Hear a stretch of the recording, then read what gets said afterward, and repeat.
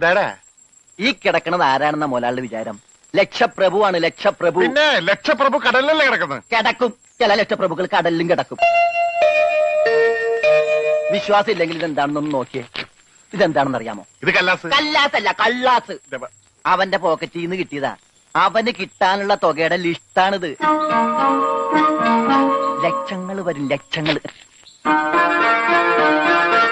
ഇവന്റെ മുഖം കണ്ടാൽ അറിഞ്ഞൂടെ ഇവൻ ചിക്കിലുള്ള വീട്ടിലെ പയ്യനാണെന്ന്.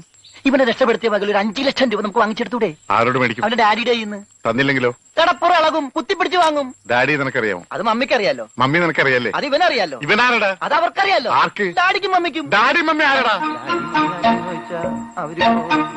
ഇവൻ ആരാണെന്ന് അറിയാതെ അവരാരാന്ന് ചോദിക്കാൻ പറ്റുമോ? ഇവൻ ആരാന്നറിയാൻ ഒരു ഐഡിയ. ഇവന്റെ ഒരു ഫോട്ടോ എടുത്തിട്ട് ഇവനെ തന്നെ കാണിച്ചിട്ട് ഇതാരാന്ന് ചോദിച്ചാ പോരെ? അപ്പൊ അവൻ പറയില്ലേ?